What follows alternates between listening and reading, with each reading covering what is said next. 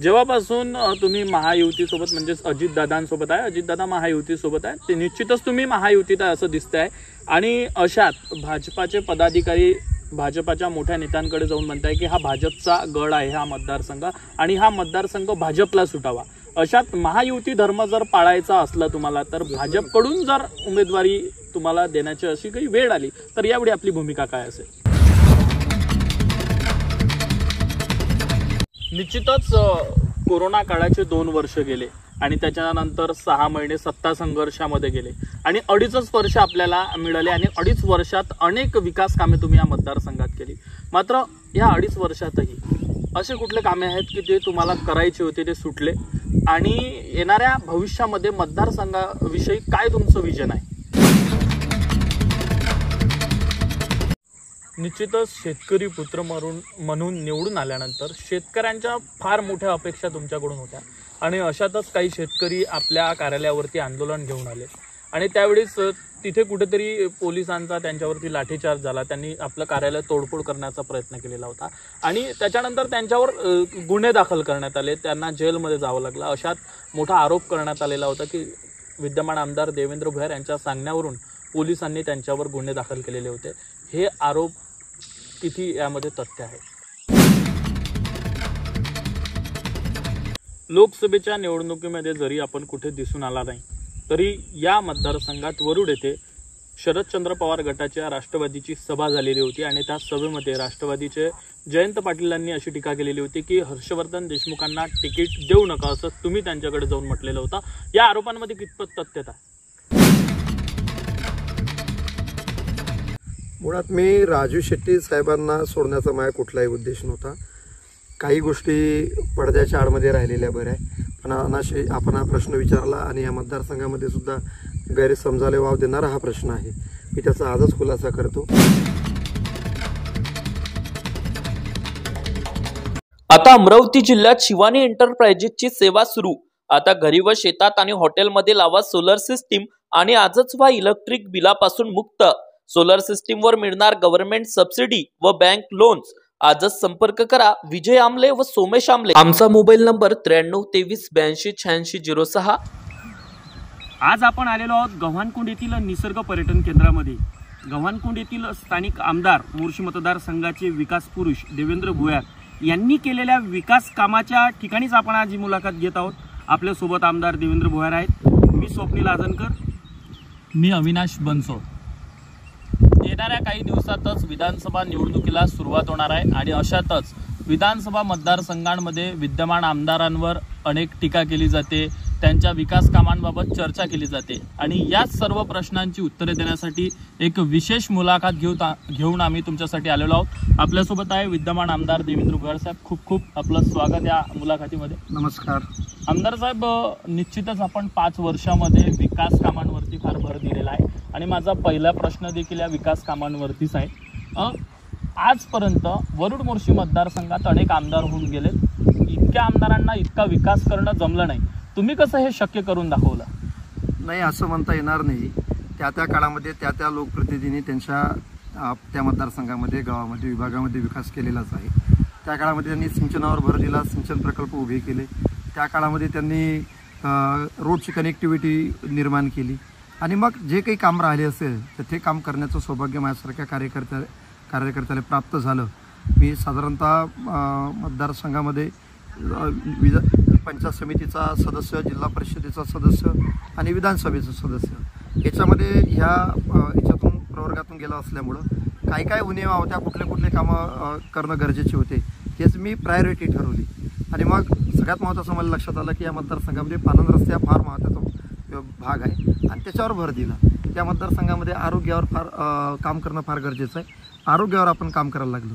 सिंचनाचा फार मोठा अनुशेष आहे, तो भरून काढणं गरजेचं आहे। त्यासाठी कोल्हापुरी बंधारे असेल, सिमेंट प्लग असेल, त्याच्यावर मोठ्या प्रमाणात आपण काम करायला लागलेला। महत्त्वाचा एक विषय आहे की सगळीकडे चर्चा आहे शेतकरी पुत्र, शेतकरी संघटनेचे आमदार, परंतु आता शेतकऱ्याच्या समस्यापासून देवेंद्र भोयर कुठेतरी दूर गेलेत का? नाही, असं नाही। मी चळवळीतून तयार झालेला कार्यकर्ता, मी कुठल्या पक्षाच्या नेत्याच्या हाताखाली तयार झालो नाही। मी खालून आलो असल्यामुळं त्या प्रश्नाची, शेतकऱ्याच्या प्रश्नाची, अडीअडचणीची जाण होती. आणि मग मला असं वाटलं की आपण शेतकरी संघटनेचं नेतृत्व जर केलं, शेतकरी संघटनेच्या पक्षाचं नेतृत्व जर केलं तर इथं चांगलं काम आपल्याला उभारता येईल. आणि मग ज्यावेळेस जे महत्त्वाचे शेतकऱ्याच्या हिताचे कामं होत नव्हते त्यावेळेस प्रकर्षानं चळवळीच्या माध्यमातून आंदोलनाचं हत्यार मी उगारत होतो आणि शेतकऱ्यांना न्याय मिळवून देण्याचं काम करत होतो. आणि मग ज्यावेळेस संघटनेत ज्यासाठी मला लढावं लागत होतं तेच जर कामं मी व्यवस्थेत आल्यानंतर जर करत असेल, त्याच्यावर मी मार्ग काढत असेल, उदाहरणार्थ पानंद रस्त्यासाठी मी आंदोलन केलं, मोर्चे काढले, मी ते पानंद रस्ते प्रत्यक्षात कृतीत उतरून दाखवले, त्याचे कामसुद्धा सपाट्यानं चालू आहे. मी खचलेल्या विहिरीचं फार मोठं आंदोलन उभं केलं. 2012 ते 2017 पर्यंत खचलेल्या विहिरी पंचायत समितीच्या माध्यमातून त्यावेळेस आम्ही केल्या आणि मधातल्या काळामध्ये त्या विहिरी बंद पडल्या. आणि मग त्याच्यासाठी सातत्यानं मी राज्य सरकारकडे विधानसभेचा सदस्य म्हणून निवडून आल्यानंतर पाठपुरावा केला. आणि महाराष्ट्रामध्ये एकमेव ओरड आणि मोर्शी तालुका असा आहे की जिथं 4 लाख रुपयाची सिंचन विहीर शेतकऱ्याला आम्ही बांधकाम करून देऊन राहिलो. दोन्ही तालुक्या मिळून 1000 विहिरीचे मंजुरी झाल्या. साधारणतः 600 ते 700 विहिरीचे काम सुद्धा सपाट्यानं चालू. म्हणजे तुम्हाला आंदोलनाची जाण असल्यामुळे तुम्ही हे सर्व शेतकऱ्यांसाठी पूर्ण करू शकता. मी आंदोलनच त्यासाठी, शेतकऱ्याच्या प्रश्नासाठी, त्यांना न्याय मिळावा त्यासाठी मी करत होतो. परंतु मी व्यवस्थेत गेल्यानंतर ते सगळे प्रश्न माझ्या पद्धतीने मी सोडवण्यासाठी प्रामाणिक प्रयत्न करू लागलो आणि सोडवले सुद्धा आहेत. निश्चितच आपल्या सोशल मीडिया प्लॅटफॉर्मवर जर बघितलं तर प्रत्येक हप्त्याला एका नवीन कामाची मंजुरी दिसते, नवीन निधी आलेला दिसतो आणि बोटावर मोजण्या इतके ते कामं नाही. असा मतदारसंघात एकूण किती विकास केलेला आहे की किती कोटी रुपयांचा निधी आला आणि त्यातील प्रमुख कामे कोणती आहेत? महत्त्वाचं म्हणजे मी सर्व क्षेत्रामध्ये सगळ्या विभागामध्ये पैसे आणले. त्या आरोग्य विभाग आपण 1 नंबरवर आहोत. आरोग्य विभागाची जर यादी सांगायला गेलो तर 5 मिनटं पूर्ण त्याला यादी सांगण्यासाठीच लागेल. किमान 600 पेक्षा जास्त कोटी रुपये मी आरोग्य विभागासाठी आणले. त्यानंतर शेतकऱ्यासाठी पानंद रस्ते महाराष्ट्रामध्ये एकही विधानसभा मतदारसंघात एवढे पानंद रस्ते दिसणार नाही तेवढे वरुड मोर्शी तालुक्यामध्ये आपण प्राकर्षानं आणले, मंजूर केले. तर प्रत्यक्ष काम चालू आहे आणि त्याचे रिझल्टसुद्धा दिसायला लागलेले आहे. सिंचनासाठी साधारणतः 450 ते 400 कोटी रुपये कोल्हापुरी बंधारे, सिमेंट प्लग, 100पेक्षा जास्त कोल्हापुरी बंधारे आणि सिमेंट प्लगचं आपण बांधकाम केलं, खोलीकरण केलं. आणि रिचार्ज शापसारखे उपक्रम या आपल्या भागामध्ये राबवले का ज्याच्या माध्यमातून जमिनीचं पुनर्भरण आपल्याला करता येईल, जमिनीच्या पोटात पाणी टाकता येईल. कारण आपण पाणी जास्त काढायला लागलो, पोटात कमी टाकायला लागलो. हे मोठ्या प्रमाणात. त्यानंतर शिक्षणात आमचं खूप भार आहे. मी मतदारसंघामध्ये 120 जिल्हा परिषदच्या शाळा आणि मतदारसंघामध्ये साधारणतः 100पेक्षा जास्त अभ्यासिका या डिजिटलायझेशन आणि हायटेक केलेले आहे. शिक्षण हे वाघिणीचं दूध आहे, बाबासाहेबांनी आम्हाला सांगितलं. आणि बाबासाहेबांचे विचार नुसतं घोषणाबाजीत किंवा भाषणात दिसले नाही पाहिजे, प्रत्यक्ष कृतीत उतरवणारा मी कार्यकर्ता आहे. साधारणतः माझा अंदाज आहे की मतदारसंघामध्ये आतापर्यंत आपण 3000 कोटीपेक्षा जास्त निधी, त्याच्यापेक्षा जास्त निधी, पिण्याच्या पाण्यापासून 3000 कोटीपेक्षा जास्त निधी आपण आणलेला आहे आजपर्यंत. असं मी सांगत नाही. याची लोकलेखा नावाची जी समिती राहते त्या लोकलेखा नावाच्या समितीकडनं आपण अहवाल मागा. कारण लोकशाहीनं सगळ्यांना अधिकार तुम्हाला दिलेला आहे. तुम्ही तिथं जा, त्यांना एक पत्र द्या. त्यांनी वरुड मोर्शी तालुक्यामध्ये 2019 ते 2024 या दरम्यानचे किती कामं मंजूर झाले याचा अहवाल आपण मागावा. लगेच तुम्हाला ती अहवालात त्याची कॉपी देतील. आपल्या महाविकास आघाडीच्या मदतीनं आपण निवडून आलात, परंतु महाविकास आघाडीच्या मदतीनं निवडून आल्याच्या नंतर आपण हर्षवर्धनजी देशमुख यांना गुरु मानलं.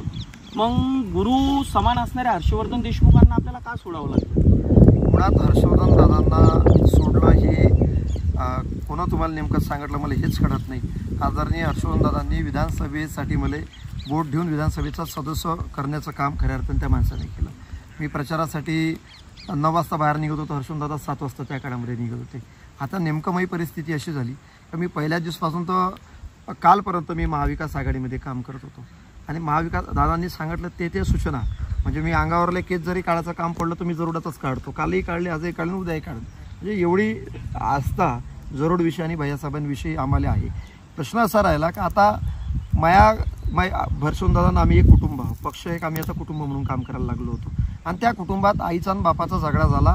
दोघांनी एकामेकाला मारलं, दोघं घराच्या बाहेर जाऊन त्यांनी वेगळे निघाले आणि दोघांनी वेगवेगळं घर बांधलं. त्या पोराचा दोष आहे काय? माय काय दोष आहे? माय काय संबंध याच्यात येते? त्यांच्या अंतर्गत सगळे झाले, ते बाहेर निघाले, पण त्यांचा खापर मात्र पोरावर फोडला जाता, याचं मला दुःख आहे.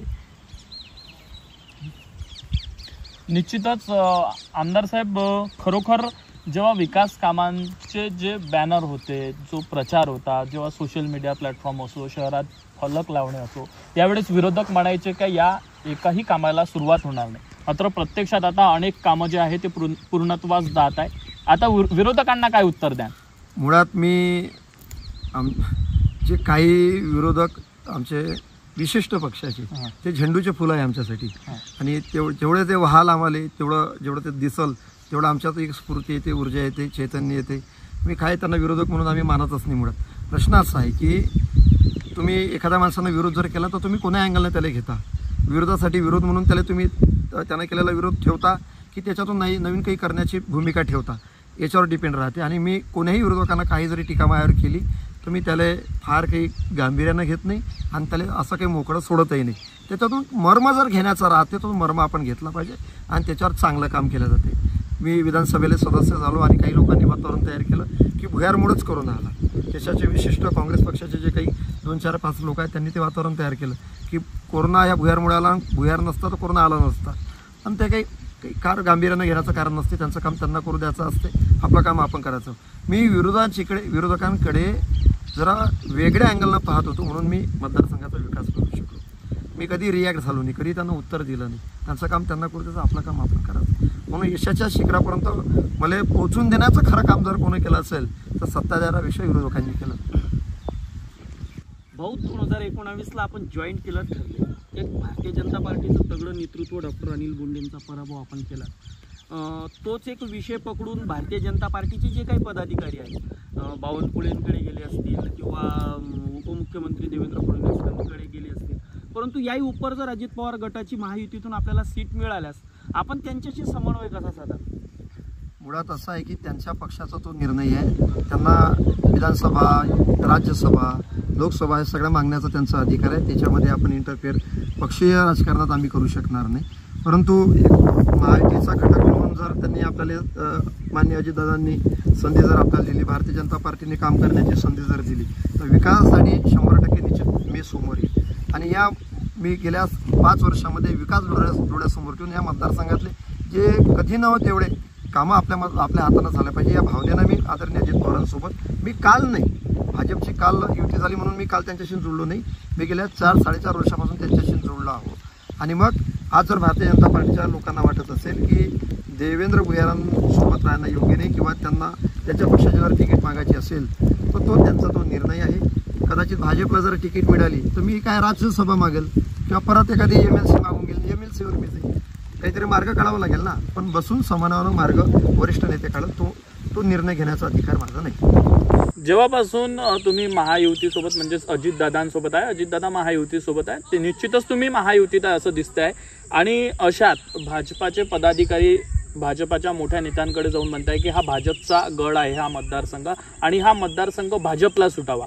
अशात महायुती धर्म जर पाळायचा असला तुम्हाला तर भाजपकडून जर उमेदवारी तुम्हाला देण्याची अशी काही वेळ आली तर यावेळी आपली भूमिका काय असेल? मी गेल्या 4-4.5 वर्षामध्ये आदरणीय अजितदादा यांच्या संपर्कात आहो. विकास कामासाठी त्यांची मी बोट पकडलं मी त्यांचं आहे. मतदारसंघात मी नुसतं बोलतो वेगळं आणि करतो वेगळं असं अजिबात नाही. तुम्ही ते पाहून घ्या. म्हणजे विकास काम आणलेला मी जे काही काम असेल त्याच्या रूपानं तुम्हाला दिसल. राहिला पक्षाचा विषय, लोक पक्षाला इथं काही मानत नाही. हा मतदारसंघ तुम्ही जर पाहिला तर जो काम करेल, जो सातत्यानं संपर्क ठेवेल आणि त्याचा मतदारसंघ आहे. कोणाची मक्तेदारी म्हणून हा मतदारसंघ नाही, उलट वाड्यावाल्यांचा हा मतदारसंघ तर नाहीच नाही, कारण त्याचे परिणाम आपल्याला सगळे दिसायला लागलेले आहे. परंतु लोकांनी मला काम करण्याची संधी विधानसभेच्या रूपानं दिली. मी स्वतःला यशस्वी करून दाखवलं. आणि आता पक्षांना जर विकासासाठी जर त्यांना वाटत असेल का देवेंद्र भुयार नावाचा कार्यकर्ता या मतदारसंघाला न्याय देऊ शकते, असं जर पक्षवाल्यांना वाटत असेल तर ते आपला विचार करेल. पण मी आदरणीय अजितदादांसोबत आहे. अजितदादा जो निर्णय करेल तो निर्णय मला मान्य राहील. निश्चितच कोरोना काळाचे 2 वर्ष गेले आणि त्याच्यानंतर 6 महिने सत्ता संघर्षामध्ये गेले आणि 2.5 वर्ष आपल्याला मिळाले आणि 2.5 वर्षात अनेक विकास कामे तुम्ही या मतदारसंघात केली. मात्र या 2.5 वर्षातही असे कुठले कामे आहेत की ते तुम्हाला करायचे होते ते सुटले आणि येणाऱ्या भविष्यामध्ये मतदारसंघाविषयी काय तुमचं विजन आहे भविष्यात? मुळात 2 वर्ष कोरोनामध्ये गेला, 2019, 2020 आणि 2021. आणि त्या काळामध्ये भयानक परिस्थिती पूर्ण जगात, देशात, राज्यात, गावात सगळीकडे होती. आणि मग अशा वेळेस जे प्राकर्षण डोक्यात जे कामं ठेवले होते ते पूर्णतःच नेण्याचं जो विजन होतं ते अर्धवट राहिलं. जे पानंद रस्ते ते पानंद रस्त्यामध्ये डांबरीकरण करायचे होते. त्याच्यावरचे त्या भागात जाणारे पुलं जे आहे ते पुलं त्या शेतामध्ये जाण्यासाठी ते पूर्ण करण्याचे होते. या भागामध्ये एक मोठा MIDCचा प्रकल्प MIDC झाली पाहिजे, MIDC एक्सपान्शन झाली पाहिजे. छोटे मोठे उद्योग आमच्या गावातल्या पोरांना एक खिडकी योजनेअंतर्गत करता आले पाहिजे. आणि राज्य सरकारकडनं खास बाब म्हणून असा एखादा प्रोजेक्ट आपल्याला आणायचा होता की ज्या प्रोजेक्टच्या माध्यमातून किमान 2 ते 3 हजार पोरांना आपल्या शिफारसनं त्यांना जॉब देता येईल, तिथं रोजगार उपलब्ध करून देता येईल आणि घरात 2 पैशाचं आवक त्या पोरांना उपलब्ध करून देता येईल. या पद्धतीचं नियोजन MIDCच्या माध्यमातून होतं. संत्रा प्रक्रिया प्रकल्पाचा राज्य सरकारकडे जो प्रस्ताव सादर केला होता त्याचा फिजिबिलिटी रिपोर्टसुद्धा कोविडनंतर आमचं गुवाहाटीचं गडबड झाली, आमचे काही सहकारी गुवाहाटीला गेले आणि त्या काळामध्ये असणारं चांगलं चालणारं सरकार पडलं आणि मग त्या 1 वर्षसुद्धा तो पिरियड महत्त्वाचा पिरियड गेला. त्याच्यामुळे संत्रा प्रक्रिया प्रकल्प असेल, MIDC हे आम्हाला करता आलं नाही. पण भविष्य काळामध्ये ह्या सगळ्या गोष्टी या मतदारसंघातल्या तरुणाच्या हातांना रोजगार कसं उपलब्ध करून देता येईल याचं प्लॅनिंग भाषणात सांगितल्यापेक्षा, तुमच्या चॅनलवर बोलल्यापेक्षा प्रत्यक्ष कृतीत पहिले मी उतरवणार आहे. त्यानंतर मग लोकांना आपोआप दिसणार आहे. म्हणजे त्याची प्रसिद्धी प्रचार करायचं काही कामच शिल्लक राहणार नाही. निश्चितच शेतकरी पुत्र म्हणून निवडून आल्यानंतर शेतकऱ्यांच्या फार मोठ्या अपेक्षा तुमच्याकडून होत्या आणि अशातच काही शेतकरी आपल्या कार्यालयावरती आंदोलन घेऊन आले आणि त्यावेळेस तिथे कुठेतरी पोलिसांचा त्यांच्यावरती लाठीचार्ज झाला. त्यांनी आपलं कार्यालय तोडफोड करण्याचा प्रयत्न केलेला होता आणि त्याच्यानंतर त्यांच्यावर गुन्हे दाखल करण्यात आले, त्यांना जेलमध्ये जावं लागलं. अशात मोठा आरोप करण्यात आलेला होता की विद्यमान आमदार देवेंद्र भुयार यांच्या सांगण्यावरून पोलिसांनी त्यांच्यावर गुन्हे दाखल केलेले होते. हे आरोप किती यामध्ये तथ्य आहे? मुळात जो अप्पर वर्दीचा प्रश्न आहे, ज्यासाठी ते आंदोलनकर्ते माझ्याकडे आले होते, हा प्रश्न फार गंभीर आहे. हा प्रश्न असा आहे की मी त्याला काही जरी उत्तर दिले तर ते लोक कायम त्याच्यात कॉन्ट्रोवर्सी करतात, काहीतरी मतभेद निर्माण करण्याचं काम आमच्या बोलण्यामध्ये करते, म्हणून त्याच्यावर आम्ही न बोललेलं बरं. परंतु खरी पार्श्वभूमी त्याच्यावर समोर असली पाहिजे. खरी पार्श्वभूमी अशी आहे का 40 वर्षापूर्वी तो प्रकल्प झाला, त्या प्रकल्पामध्ये त्यांना मोबदला कमी मिळाला, त्यावेळेस असणारे दर जमिनीचे आणि त्यावेळेस असणारं शासनाचं धोरण त्यानुसार त्यांना पैसे मिळाले. आणि दुसरी मागणी त्यांची अशी होती की आम्हाला तिथले की जे काही जमिनी शिल्लक आहे त्या जमिनी वहिवाटीकरता देण्यात याव्या. असे 2-3 मुद्दे त्यांचे होते. तिसरा मुद्दा होता त्यांना नोकरी देण्यात यावी, शासकीय नोकरी. अशा 2-4 गोष्टीच्या अनुषंगाने त्यांनी आंदोलन केलं. परंतु आंदोलन आता मी आंदोलन केलं, माझ्यासोबत 62 गुन्हे माझ्यावर दाखल आहे, ते आता मी सोडवत चालू. परंतु आंदोलन करण्याची पद्धत आहे, कोणाच्या घरात जाऊन आंदोलन करणे. आम्ही बोंडे साहेबाच्या घरावर गेलो, समोर बेसरून तो झाड लावलं, नारेबाजी केली, आम्ही शासनाच्या निदर्शनात आणून दिलं. घरात जाऊन तोडफोड करणे हा त्यातला एक पर्याय नाही. तिथं आमच्या तर मुली होत्या, मुली काम करते आमच्या तर मोठ्या प्रमाणात. हे एकदम जाणे आतमध्ये फोडाफाडी करणं चालू करून देणे, तर हे काही संयुक्तिक नव्हतं. शासकीय कार्यालय नाही ना ते. शासकीय कार्यालयामध्ये तुम्ही एखाद्या वेळेस आवाज उचलला तर हरकत नाही, पण एका खाजगी माणसाच्याकडे तुम्ही जाऊन या पद्धतीचं तुम्ही तोडफोड करणे. आणि मुद्दा असा आहे की ज्या प्रश्नासाठी आपण भांडत आलो तो 40 वर्षापूर्वीचा प्रश्न आहे. याच्यापूर्वी एवढे सगळे आमदार झाले, त्याच्यावर कधी आंदोलन झालं नाही, मोर्चे झाले नाही, कधी न्याय मागण्याचा कोणा काम केलं नाही. आणि देवेंद्र भुयारांनीच तो न्याय द्यावा, तर यासाठी मी सभागृहामध्ये प्रश्नसुद्धा उपस्थित केला, 293 अंतर्गत प्रश्न उपस्थित केला, लक्षवेधीसुद्धा मांडला, त्याचे पुरावेसुद्धा आमच्याकडे आहे. आणि मग सरकारनं सांगितलं का एका प्रकल्पाला पैसे देणं आमचं शक्य नाही. महाराष्ट्रामध्ये 6,500 प्रकल्प आहे, एका प्रकल्पाला पैसे दिले तर सगळे प्रकल्प पैसे मागल. दुसरा नोकरीचा विषय आता शासनाच्या हातात राहिलेला नाही. तुमच्या व्यक्तिगत कौशल्यावर तुमची नोकरी मिळते, तुमच्यात असणारं कॅलिबर, तुमचं असणारं शिक्षण पात्रता याच्यानुसार तुम्हाला नोकरी मिळते. मग त्यानुसार तुम्ही हे केलं पाहिजे. तुम्हाला आरक्षण आहे 3.5%, त्या 3.5% प्रकल्पग्रस्ताच्या आरक्षणावर तुम्ही नोकरी मागितली पाहिजे. मी यासाठी भांडव ना, तुम्ही 3.5%चे 10% आपण करू ना, त्यासाठी शासनाकडे आपण भांडू ना. पण जो तुमच्या न्याय हक्कासाठी प्रश्न उपस्थित करते त्याच्यासाठीच तुम्ही राजकीयदृष्ट्या त्याच्या घरावर जाऊन चाल करता, तोडफोड करता, हे काही योग्य नाही. आणि राहिला प्रश्न, त्या काळामध्ये पोलिसांवर त्यांनी हात उगारला, पोलिसांचे कपडे फाडले, म्हणून एक कॉन्स्टेबलांनी FIR दाखल केली. आणि त्या ठाणेदार महोदयांनी सांगितलं की तुमच्यातले जे काही झालेलं तुटफूट आहे तुम्ही आम्हाला आणून द्या. म्हणून त्या खुर्च्या तुटलेल्या आम्ही त्यांच्याकडे नेऊन दिल्या आणि तक्रार दिली का एवढ्या आमच्या खुर्च्या तुटलेल्या आहे. हे उद्या देवेंद्र भुयारच नाही, तुम्ही जरी आमदार राहिले तर तुमच्याकडे असं होऊ नये. रितसर त्यांनी तक्रार द्यायला पाहिजे, निवेदन द्यायला पाहिजे. आणि त्यांचं काय राग काय का देवेंद्र भुयार वरून शहरात असून आमच्याकडे आला नाही. तुम्ही वेळेवर जर सांगत सांगा आताच्या आता 10-15 मिनिटात तू ये, आताच्या तुला निवेदन द्यायचं, असं चालणार नाही ना. तुम्ही पूर्वी आम्हाला निवेदन द्या, 1 दिवस अगोदर निवेदन द्या किंवा आम्हाला कळवा, आम्ही रितसर तुमच्याकडे येऊ. पण दादागिरीच्या भाषेनं जर कोणी करत असेल तर मी त्यातलाच कार्यकर्ता होतो, परंतु तो समज मी करून घेत नाही. आता आपण व्यवस्थेमध्ये आलो, व्यवस्थेमध्ये गेल्यानंतर माझी जबाबदारी आहे या मतदारसंघातल्या शेवटातल्या शेवटला घटकाला न्याय मिळवून देण्याची प्रामुख्यानं माझी भूमिका आहे. आणि मी सगळ्या घटकासाठी मी सभागृहात आवाजसुद्धा उचलतो आणि त्यांना न्यायसुद्धा मिळवून दिल्याचं बरेचसे उदाहरणं तुम्हाला त्यामध्ये दिसणार आहे. रोखठोक प्रश्नांची रोखठोक उत्तरे देणारी ही मुलाखत होती. माझ्यासोबत माझे सहकारी मित्र पत्रकार स्वप्नील भाऊ आजणकर आणि मी अविनाश बनसोड. आमच्या रोखठोक प्रश्नांची उत्तरे विद्यमान आमदार देवेंद्र भुयार साहेब यांनी दिलेली आहे. निश्चितच तुमच्या मनात काही प्रश्न असतील, तुमचे काही प्रश्न असतील तर तुम्ही कमेंट्समध्ये नोंदवू शकता. पुढच्या मुलाखतीमध्ये तुमच्या सर्व प्रेक्षकांचे 15 प्रश्न आम्ही घेऊ आणि त्यावर सुद्धा एक मुलाखत घेऊ. मात्र तुमच्या मनात कुठली एखादी संकल्पना असेल, तुमच्या गावातला एखादा विकास राहिलेला असेल किंवा विकास झालेला असेल तर या सर्व गोष्टींचे तुम्ही प्रश्न या कमेंट्स बॉक्समध्ये नोंदवू शकता. लोकसभेच्या निवडणुकीमध्ये जरी आपण कुठे दिसून आला नाही तरी या मतदारसंघात वरुड येथे शरदचंद्र पवार गटाच्या राष्ट्रवादीची सभा झालेली होती आणि त्या सभेमध्ये राष्ट्रवादीचे जयंत पाटीलांनी अशी टीका केलेली होती की हर्षवर्धन देशमुखांना तिकीट देऊ नका असं तुम्ही त्यांच्याकडे जाऊन म्हटलेलं होतं. या आरोपांमध्ये कितपत तथ्यता? आदरणीय जयंतराव पाटील फार मोठे नेते आहेत, त्यांच्याबद्दल बोलण्या एवढी माझी पात्रता नाही. परंतु त्यांनी तिथं 2 खुलासे त्यामध्ये केलेले आहे. पहिला खुलासा केला होता की देवेंद्र भुयार यांनी हर्षवर्धन देशमुखांना तिकीट देऊ नये आणि दुसरा फार रंजक त्यांनी खुलासा केला की सध्याचे विद्यमान खासदार अमर काळे हे गेल्या आमच्या 5 वर्षात संपर्कात होते, आमचं त्यांच्यावर लक्ष होतं. म्हणजे मग हर्षवर्धन देशमुख साहेबांना तुम्ही ऐन वेळेवर बोलावता, तिकीट द्यायचं कबूल करता, त्यांना मतदारसंघात दौरे करायला लावता, फिरायला लावता आणि ऐन वेळेवर तुमच्याकडे पैसे लावू शकत नाही, तुम्ही पैसे उपलब्ध करू शकत नाही म्हणून तुम्हाला तिकीट देता येणार नाही म्हणून सांगता आणि दुसरीकडे जाहीरपणानं त्या सभेमध्ये माझ्यासारख्या कार्यकर्त्यावर टीका करता. हे 2 विरोधाभास त्यांनी इथं निर्माण केले. जयंतराव पाटलांचा स्वभाव पुऱ्या महाराष्ट्रातल्या लोकांना माहिती आहे. पोटात एक आणि ओठात एक या पद्धतीचं काम त्यांचं राहते. त्याच्यामुळे त्या माणसासारखं मी काही बोलणार नाही. सर्वात मोठा वरुड तालुक्यातला ड्रीम प्रोजेक्ट पंढरी प्रकल्प असेल, म्हणजे वर्धा डायव्हर्शनचा जो पंढरी प्रकल्प झाला, सातत्यानं बहु विरोधकांकडून टीका केली जाते की ह्या प्रकल्पाचा पूर्ण मोडतोड आपण केला, त्याची पूर्ण संकल्पना बदलली. काय नेमका तुम्ही खुलासा याच्या संदर्भात कराल? मुळात पंढरी सिंचन प्रकल्प ज्यावेळेस तो मंजूर झाला आणि मला पूर्वीचा काळ काही माहीत नाही, पण 10 वर्षानंतर मधात त्या प्रकल्पावर फारसं काही काम झालं नाही आणि अडचण होती ते राज्य सरकारकडनं निधीची. काही लोकांना त्याचा अभ्यास नसताना सुद्धा त्याच्यावर बोलत राहते, याचं दुःख मला आहे. ज्यांनी प्रकल्प उभा केला आदरणीय हर्षवर्धन देशमुख साहेब, ठाकरे साहेब यांनी बोलत हरकत नाही, परंतु मुळात त्या प्रकल्पाची असणारी संकल्पना आणि मी वेगळं काही केलं म्हणजे मी काही टेक्निकल अधिकारी आहे का काय, तो जाणीवपूर्वक देवेंद्र भुयारला कुठल्या ना कुठल्या प्रकरणात गोवण्याचा प्रयत्न त्याच्यामध्ये केला जाते.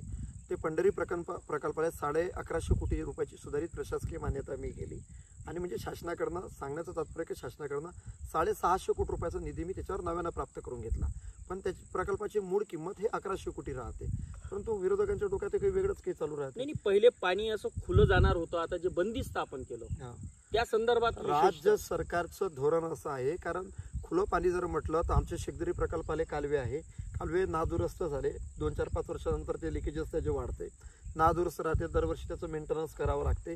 मेंटेनन्स जर केलं नाही तर प्रचंड त्याच्यात झाडं झुडपं वाढते, लोक ते फोडते आणि पाण्याचं बाष्पीभवन सुद्धा कालव्यामध्ये मोठ्या प्रमाणात होते, पाण्याची चोरी सुद्धा मोठ्या प्रमाणात होते. या सगळ्या ड्रॉबॅक त्या याचे कालव्याचे राहते आणि मग ही बाब माझ्या लक्षात आल्यानंतर मी राज्य सरकारकडे सातत्यानं पाठपुरावा करून मी त्याच्यावर फिडर कालवा आणि फिडर कालव्यानंतर प्रकल्पाची पूर्ण PDN हा 10,500 हेक्टर क्षेत्र आपण सिंचनाखाली आणणार आहोत. शेतकऱ्यांनी 2 वर्ष आम्हाला कामच करू दिलं नाही. थोड्याशा गोष्टीसाठी माझ्या शेतातून आंब्याचं झाड तोडलं म्हणून लगेच पाईपलाईन अडवली. असे विविध कारणं आहे ज्याच्यामुळं पाईपलाईन मी पूर्ण करू शकलो नाही आणि जोपर्यंत पाईपलाईन पूर्ण करणार नाही तोपर्यंत त्या क्षमतेनं पाणीसुद्धा आम्हाला साठवता येणार नाही. कारण साठवलेलं पाणी हे सोडावं लागते, ते शेतकऱ्यांना उपयोगात आणावं लागते. आणि दुर्दैव आमचं असं की पंढरी प्रकल्पाचा जो फिडर कालवा जिथून आम्ही पाईपलाईन टाकणार आहोत, त्या फिडर कालव्यामध्ये पाईपलाईन टाकणार आहोत, त्या पाईपलाईनमध्ये जे 100 मीटरची व्यासाची जी रुंदी होती ती आता साधारणतः 200-250 मीटर झालेली आहे. त्याचं कारण असं मोठ्या प्रमाणात जमीन ढासळून राहिली आणि सॉफ्ट हे असल्यामुळं, दगड असल्यामुळं, माती असल्यामुळं, मुरमाड असल्यामुळं मोठ्या प्रमाणात जमीन ढासळत असल्या कारणानं आज तो कालवासुद्धा आम्ही अपुरा आहे, तो पूर्ण करू शकलो नाही. बरेचसे जीव त्याच्यामध्ये गेले, खूप सारा आम्ही प्रयत्न केला लोकांना वाचवतात, हे शक्य झालं नाही. एवढी मोठी जमीन पूर्ण ढासळून पूर्ण तो कालवा आता पॅक व्हायला लागलेला आहे. परत आता ती कालवा तो साफ करा, नव्यानं PDN टाका, हे सगळे दुहेरी कार्यक्रम आम्हाला करावं लागून राहिले. परंतु मी कुठल्याही त्या प्रकल्पाच्या DPRला छेडछाड केलेली नाही. राज्य सरकारच्या धोरणानुसार त्या पद्धतीनंच तो DPR आहे. उलट जेवढ्या काही नदी, चुडामणी नदी असेल, जीवना असेल, देवना असेल, सुरळीची नदी आहे किंवा शेखदरीची जाणारी जरोडातून नदी आहे, ह्या सगळ्या नदीवर आम्ही उलट हॉल ठेवलेले आहे. ज्या वेळेस प्रकल्प पूर्ण भरला आणि ह्या भागात जर पाणी नसलं तर त्यावेळेस आम्ही ते हॉल खोलून ते पाणी त्या नदीनं वाहितं करता येईल यासाठी सुद्धा आम्ही नियोजन केलेलं आहे. आता वरुड मोर्शी तालुक्यातील प्रत्येक अपडेट सर्वात आधी तुमच्या मोबाईलवर पाहण्यासाठी आजच आमच्या अमरावती टुडे न्यूज या युट्यूब चॅनलला सबस्क्राईब करा आणि प्रत्येक न्यूज तुमच्या व्हॉट्सअपवर सर्वात आधी बघण्यासाठी आमच्या 93 33 34 84 या व्हॉट्सअप क्रमांकावर मेसेज करा आणि ग्रुपला जॉईन होऊन प्रत्येक अपडेट सर्वात आधी मिळवा. वरुड तालुक्यातील प्रत्येक न्यूज शॉर्ट स्वरूपात बघण्यासाठी आमच्या वरुड टुडे न्यूज या इंस्टाग्राम पेजला आजच फॉलो करा आणि रोज अपडेट रहा.